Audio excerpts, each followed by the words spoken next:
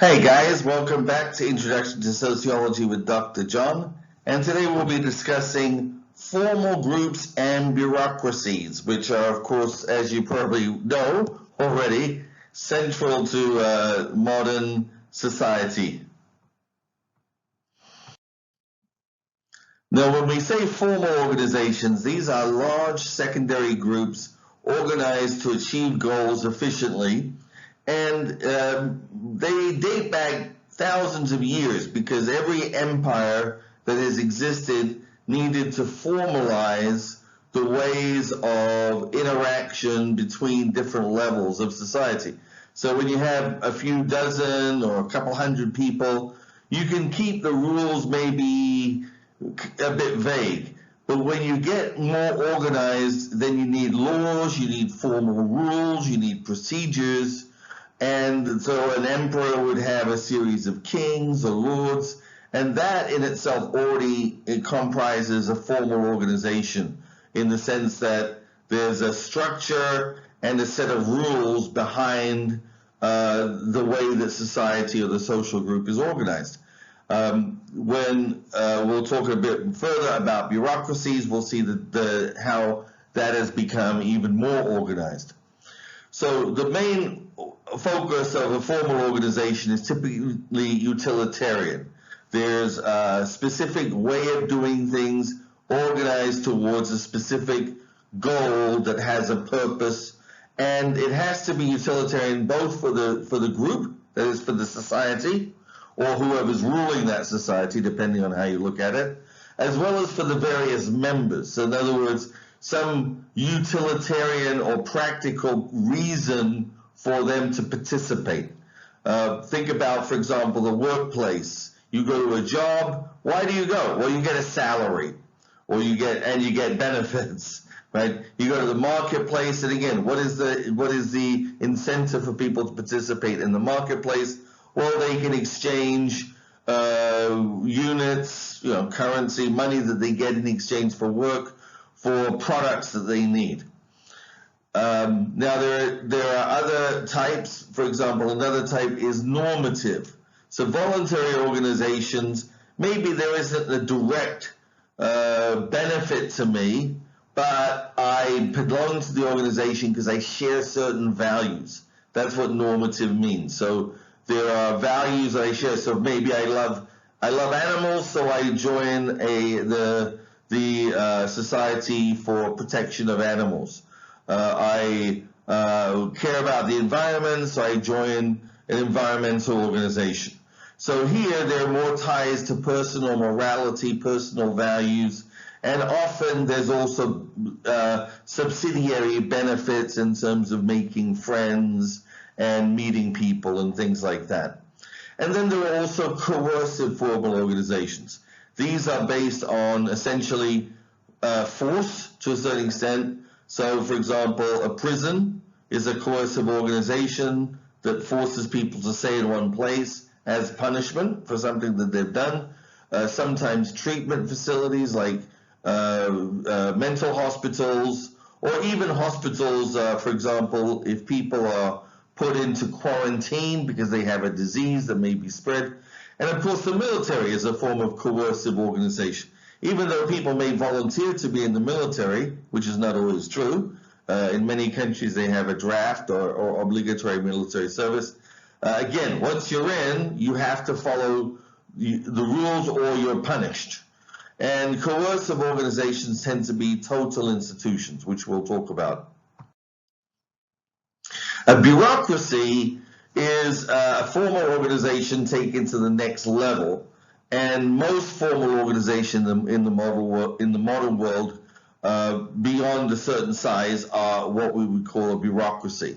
And a bureaucracy has a specific, efficient organizational model that's designed to get tasks done in a standardized way so that you can make sure everything is done properly, or at least according to the rules. Right? Max Weber, who we've talked about before, discussed the bureaucracy in some depth, and he proposed that there were 7 elements that bureaucracies have that promote organizational efficiency, and distinguish them from previous non-bureaucratic ways of organizing formal organization. So the first of these is separation of office from personal life. I'll give you an example. In the Middle Ages, you had kings and lords and knights, and these all had roles and duties with regard to each other. But the office, for example, if you were the Sheriff of Nottingham, for example, your office included certain things you were supposed to do, obligations, but the benefits and the obligations were on you personally. So Sheriff of Nottingham was a title that was attributed to you as a person. And as a result, if I'm the Sheriff of Nottingham and I'm supposed to keep law and order within my area, I will, for example, collect fees or duties. Those go into my pocket. So I benefit directly from doing my job. And that was the way things were done in pre-bureaucratic times. The problem with that is that I benefit more if I charge more fees. So there's an incentive for people to abuse their office because they're going to benefit from it personally. Also, I might choose not to do my job very well, right? Eventually, I might be replaced by the king, but in the meantime, a lot of damage may have been done. So you rely a lot on people's personal integrity, and unfortunately, when it comes to money, a lot of people's integrity don't really add up to much. So if you've ever read the stories of Robin Hood, even though they're fiction, of course, they entail a lot of truth. People abused their power, and they benefited from that abuse, and it was very hard to control it. And even kings had a big time controlling it. So in modern bureaucracy, if I'm the sheriff of a city, any money I collect does not go into my pocket. It goes into the office, right? Or the bureau, as you could call it, the bureaucracy. It goes into the bureau, and it's part of the bureau. It doesn't come to me personally. All I get is a salary. So I get a salary for my personal life, and anything I collect in my official duties goes into the bureau. It doesn't go into my pocket. So I have no incentive to, or at least not a lesser incentive to abuse my office for personal profit. The second element is specialization of duties. Everybody's duties or obligations are very defined and specialized. And the reason for this is to make sure that every job is done properly, right? So if I'm the sheriff, I have specific duties to fulfill. I don't have either the obligation or even the right to do things outside of my office. So if I'm the sheriff, I have to enforce law and order. I can't just go around charging people money because I feel like it. I can only follow the rules of my office, and I can't become the mayor or take over other offices or take over other duties because that's not part of my specialization. So everybody stays in their area, and that means they focus on what they have to do rather than thinking about other things. Hierarchy of offices, again, in a bureaucracy, we see a specific ranking system where everybody has a rank, right? So you at the bottom are the clerks, and then you have the supervisors, then the managers, then the vice presidents, and then the president, and then the chairman of the board. So this means that if there's anything you can't handle at your level, let's say somebody comes in, they have a special request, well, we don't have a system for that. You have to kick it upstairs to the next level. They may be able to figure it out. If not, they kick it up to the next level. So things get kicked up until somebody finally has enough power to do something about it. Sometimes it means reorganizing things. So as society changes, you might change the structure of the offices so you have new offices to take care of these new needs. And this applies to rules and regulations as well. Every bureaucracy will have very specific rules and regulations about how things are done, how people have to apply for things, how people have to do things. We call this red tape. And of course, like hierarchy of offices, it kind of has a negative connotation. We kind of look at the bureaucracy. Oh, they have lots of rules. They have lots of regulations. They have, if they can't handle things, they have to kick it upstairs, and then it takes longer. But the benefit of this is that because you have specific rules and regulations, you can't just give people whatever they want, right? There are specific rules they have to follow. And you can't give favoritism. You can't say, oh, he's my friend, I'll let him have a welfare check even though he doesn't fulfill all the paperwork. No, everybody has to have the same paperwork. So one thing about the rules and regulations is it makes sure everybody's treated the same and will be given, hopefully, the same attention, right? Because it will be according to the rules and regulations, not according to the favoritism of the person in charge, right?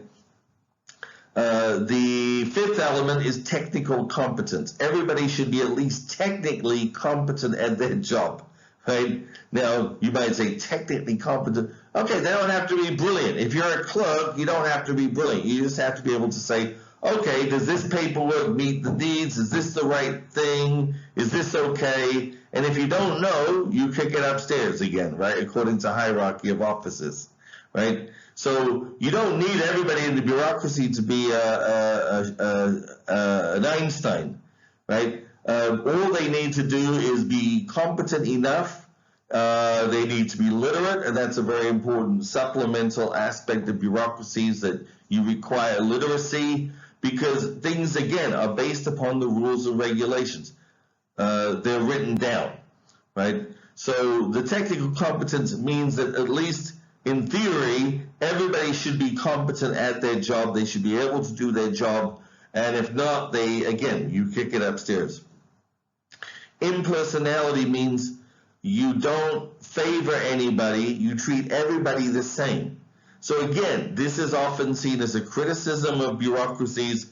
It's like, people in the bureaucracy have to act like machines. They just will follow the rules, and you may be their best friend, but they're not supposed to give you any favors. So that's what impersonal means. It treats everybody as a case, not as a person. Now again, the downside of that is people will say, well, I'm a person.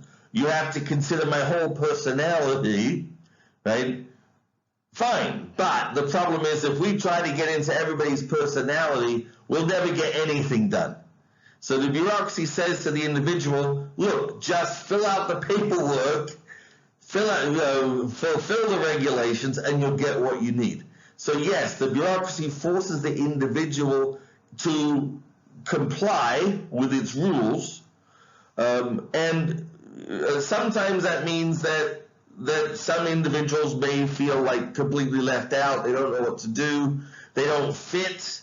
Maybe they don't fit any of the categories. So that does create sometimes some problems. But again, remember the hierarchy of offices. If there's a case that doesn't fit, you can always kick it upstairs until somebody figures out where it goes, or you create a new category. Finally, formal written communications. Files. Everything is written down. Everything is tracked. Everything is in the files. And that's really where the term bureaucracy comes from.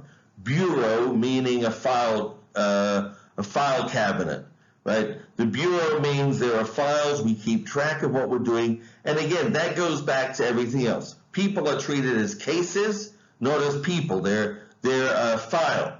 We follow the rules and regulations, which are also written down, right? So that everybody is treated the same way. There's the hierarchy of offices. So if any file doesn't quite fit, we can kick it upstairs until somebody with sufficient authority can figure out where it's going to go. Now, you may, again, we always have a very negative image of bureaucracy. People say, well, bureaucracy can't deal with individualism. I'm an individual. I'm not a case file. But the reality is, at least Weber argued, that bureaucracy, when of course run properly, is essential to modern democratic and capitalist society because it treats everybody equally. Democratic because if we didn't have everybody following the same rules And having those rules in place, the democracy would go out of control. We'd have to stop and make individual decisions about every case. Okay, the whole United States, let's talk about Fred over here. Let's talk about Bob. Let's talk about Bill and his problems. We don't have time for that. So the bureaucracy facilitates, you might say, 99.99% of the cases. And yes, you'll have people left over. Then you could give attention to those individual cases left over. And this means that over time, yes, the bureaucracy has to change, right? So imagine 100 years ago, they didn't have automobile registration offices because there were no cars or very few of them, but you might have had horse cart registration offices because that's what you had. You had rules and regulations for horses. Nowadays, we don't need really rules and regulations for horses because we don't rely on horses, we rely on cars. So bureaucracies have changed. It means they've adapted. We have new offices. And then these things are set up, again, by the hierarchy, right? And in a democracy, the bureaucracy is established by the law, by what legislature says. So the legislature, like Congress, passes a law, they will establish an agency, or they will create an office within an agency to enforce that law. So what happens with the environment of the organization? That is, what's going on around an organization. And let me add at this point, bureaucracies don't just exist in government. Bureaucracies are also a vital part of our economy because most large corporations, in fact, any large corporation, will also create a bureaucracy in order to carry out its regular activities. So things will change in bureaucracy. For example, economic and political trends, changes, for example, from democratic institutions to authoritarian institutions, such as happened in Nazi Germany in the 1930s. This changed the nature of the bureaucracy and actually destroyed some elements of it, the impersonality of it. So that was a negative thing in many ways. Economic changes, the shift from into industrial society, into post-industrial society, will also affect the corporation. Changes in technology, so think about how computers and the internet have changed the way that bureaucracies operate.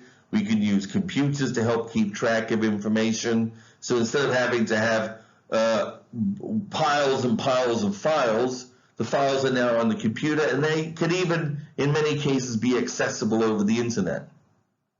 Current events like social movements may force a change in bureaucracies because the bureaucracy has to deal with new laws or new requirements. The social movement may make the government realize that we don't have enough control in certain areas, or we have too much control, or the bureaucracies are not working properly, so then they have to be modified. Population patterns, of course, because as people move or cities grow bigger or areas grow bigger, you're going to need larger bureaucracies. Other organizations, so for example, again, in the private sector, corporations are competing with each other, so the bureaucracies there have to be competitive to some extent. One problem that happened in America in the automobile industry is that bureaucracies within the companies became so large because the companies were profitable for so long. So they didn't control the costs of the bureaucracy. So when they faced competition from other countries like Japan and Germany in the 1970s, 1980s, they had to realize, look, we need to cut costs. We need to cut back on this massive bureaucracy we have. And so again, sometimes bureaucracies may be cut back because of outside factors. There are also informal or inside aspects to a bureaucracy. Sometimes, and whether this is a good or a bad thing depends on who's looking at it, small groups may operate within a bureaucracy in a way to help facilitate things. So they'll say, let's cut through the red tape and get these cases settled. right? So sometimes that's done in a formal way by setting up special committees to deal with special cases. It may also be done in an informal way with just people deciding by themselves how to do things. Now, this then becomes very dangerous because it starts to erode some of the basic elements of the bureaucracy, such as the hierarchy of offices, the separation of specialization of duties, and other things, which again, remember, may seem like bad ideas, but they're there for a reason, at least according to Max Weber, right? So, for example, in the military, sometimes small groups are used deliberately to create loyalty. So one of the strategies, for example, in boot camp, is to get people to form a solid, loyal group, right? So in a sense, then they're still within the bureaucracy, they're still subject to military discipline, but the group helps to create that process. So groups can help form a part. Again, people getting along in their office, there's nothing wrong with that in a bureaucracy. So they can be positive things. But on the other hand, if they're looking for shortcuts or they're enforcing informal rules, so for example, you might have police departments where you have what might say is the code of blue or the blue line, and police officers may feel they have to support their fellow officers over and above the rules. And this is when you might get corruption, you might get favoritism, you might have bias, you might have racism, and people are protecting each other. And in that way, the rules are not being carried out properly. This would be seen as dysfunctional, a way in which the bureaucracy is no longer carrying it out its job, but instead the police department becomes a form of vigilantism. They're following their own rules and doing their own thing and kind of going back to that situation of the sheriff of Nottingham. They may think they're doing the right thing, but because they're outside the rule system and the normative system of the bureaucracy, frankly, they could be doing anything. They could be suddenly starting a coup or something like that. And this comes down to some of the problems that bureaucracies have. So, first of all, bureaucratic alienation. So we talked about alienation before with regard to Marx, right? Here the focus is a little bit different, but the idea is, since the bureaucracies tend to view people as cases, there is a tendency towards dehumanization.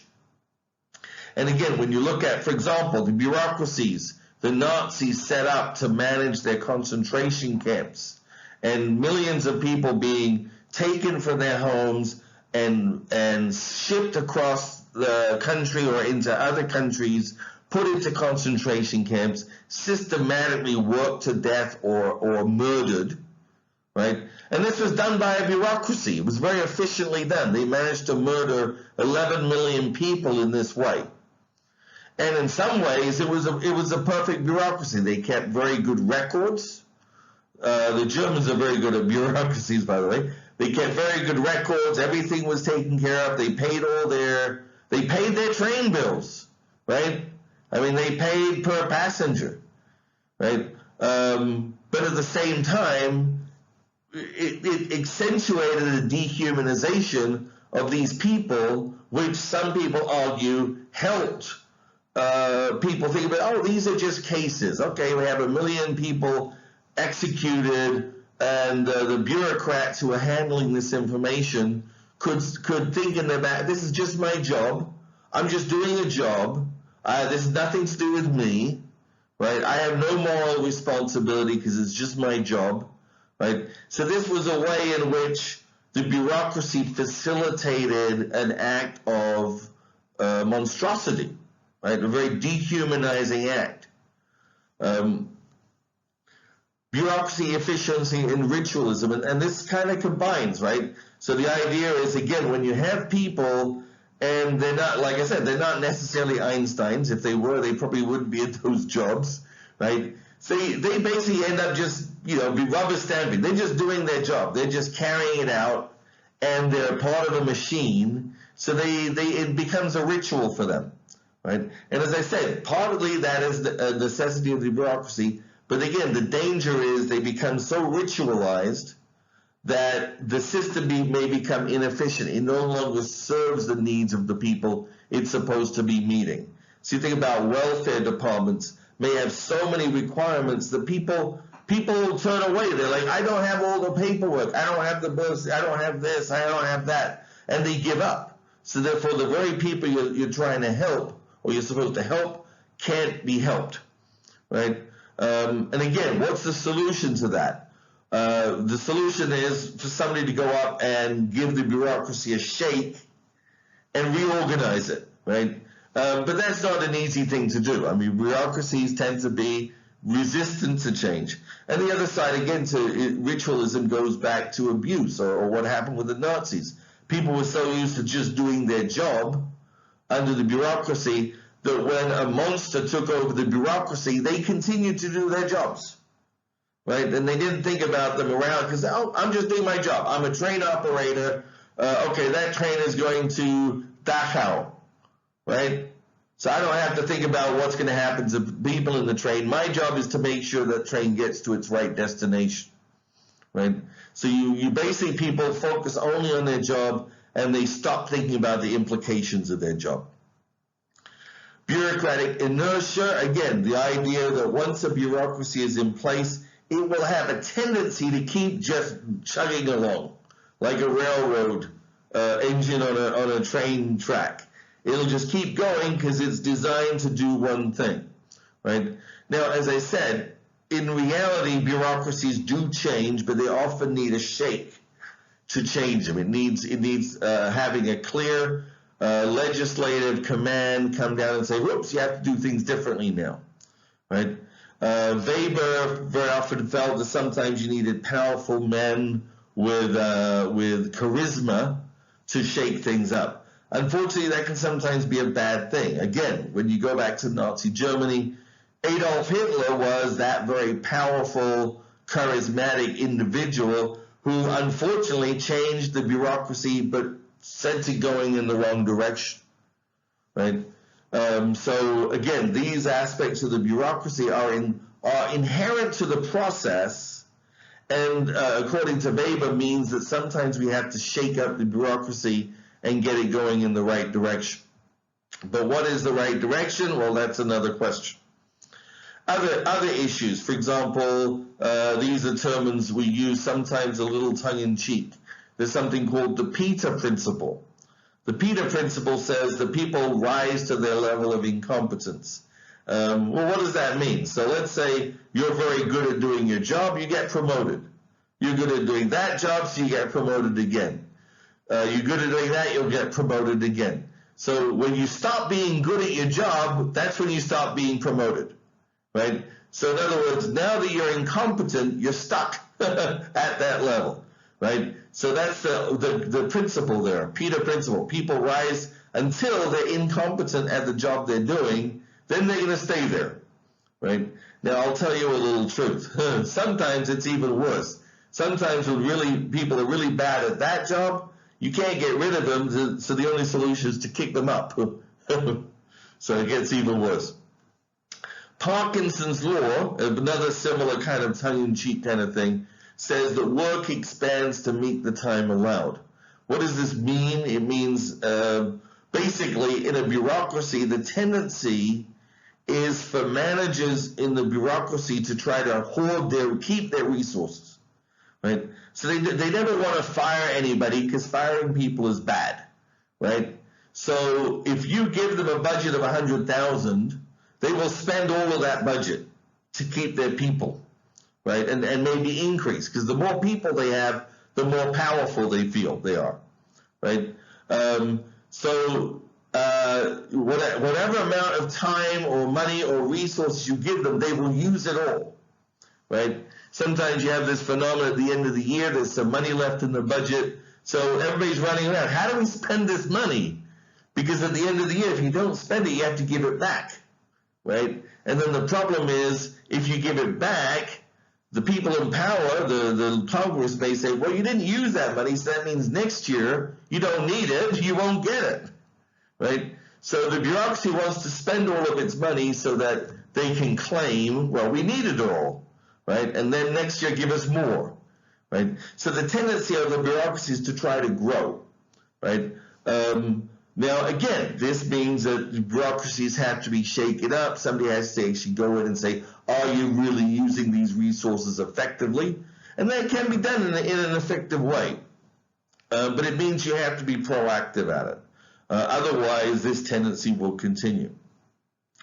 And finally, corruption. I mean, the problem is, of course, people in a bureaucracy, one might say the bureaucracy itself doesn't really have any power. It's supposed to just follow the rules and regulations. People have power, though, when they fail to follow the rules and regulations. So, for example, if you come into me and you want to be, let's say, get a grant to do something, right? And here are specific requirements you have to meet. Okay, you meet them all, I give you the grant. I don't have any power. I'm just fulfilling the rules. However, let's say you don't fulfill all the requirements. I might say to you, well, you know what? I'll overlook it, right? And I'll give you the grant anyway.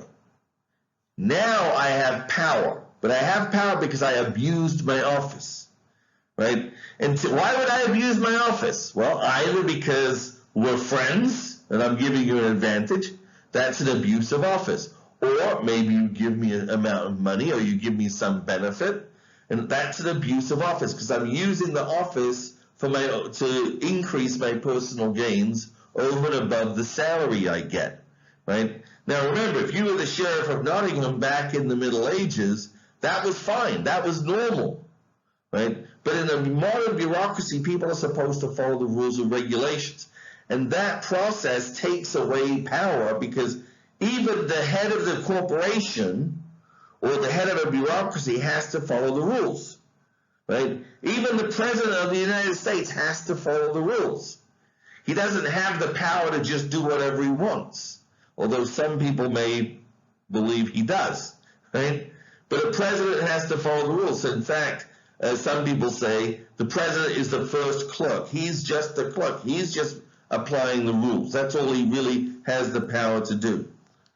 So when they don't do that, they don't apply the rules properly, that's corruption. They're doing it for some personal benefit. It may be because they're only thinking about their reelection. It may be because they're getting extra money for their campaigns. It may be because they are getting a personal gift, right? It may be because they're doing it for family members or friends. Any one of those is a corrupt act, right?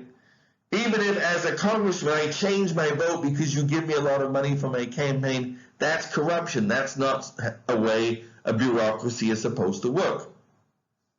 Anyway, so again, at the end of the day, one of the biggest critiques of the bureaucracy is the claim of oligarchy, that the bureaucracy creates a few people at the top who have the power to actually do things. Everybody else is kind of just following the rules, right? Now, the people at the top are supposed to also follow the rules, but let's say they don't. If they don't follow the rules, then you create an oligarchy. These people are now ruling over everybody else, right? And some people will say there's always a tendency to oligarchy in a bureaucracy because the temptation for the people at the top to break the rules is massive, right? So you think about corporations. If you're a chief executive officer and you can get away with it, you may be able to steal millions or billions of dollars and make it look legal, right?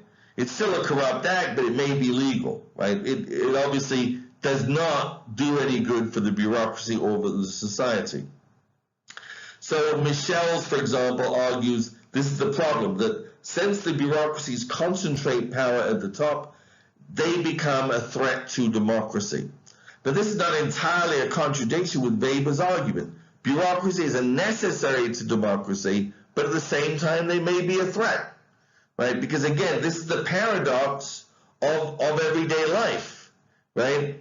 That having a democracy itself is not a solution. It has to be constantly maintained. You have to constantly be aware of and control these tendencies towards oligarchy. So I'll give you an example. I worked in the Census Bureau, and this is an example of a government agency that most of the time is fairly small. But every now and again, the Census Bureau expands because it has to do a census. So this means they have to hire people to go to or many houses that didn't just return their census documents and find out what happened. So what you see is once every 10 years, they have to grow from an organization of maybe a few thousand people to an organization of maybe 100,000 people, right? And yet it still has to follow all the rules and regulations. So here you find an example of a bureaucracy that has some issues because of this process of massive growth. It means, first of all, it has to hire a lot of people on a temporary basis. So these are not going to be career people who are invested in the organization. They don't have a lot of stake in the organization. And there may be people who, frankly, normally can't find a job. Right? So some of them may be underskilled. It means that the organization has a lot of training and turnover. So even in the short period when they're hiring people, they're firing a lot of people too because they just don't measure up. Now, on the one hand, there's rapid promotion. They have to promote people quickly into positions to supervise other people. Right? And this brought out the Peter principle. So, for example, I was an enumerator, which meant I went to people's houses, knocked on their doors to find out what their information was, right? Fill out the forms, hand it in, right? Then you had to have team leaders who would organize the enumerators, over them other supervisors, district leaders, etc., right? Now, I was a very good enumerator, so they made me a team leader, right? Now, I was okay as a team leader, but some people, when they went from enumerator to team leader, you know, they were really very good as an enumerator because they could talk to people, get their information quickly and go on. But maybe they were very disorganized as a team leader, or they didn't know how to organize things properly for a group of people. So you had a lot of times team leaders who were really, frankly, not very good at their job. Right? And at the same time, they just lost a very good enumerator. Right? And also there was corruption because people were not invested in the system. The job would only last a short time. So many people were basically, their attitude was, let me make as much money as I can. So, for example, when the Census Bureau said we have to speed things up, we'll give you a bonus for every house you count. Some people would just sit in the coffee shop all day filling out forms for imaginary people just in order to get that extra money. So obviously they created some problems. All right, guys, I don't want to bore you to death, so let's leave it there for a second, and we'll catch up. We'll continue in the next lecture. All right, have a great day. Bye.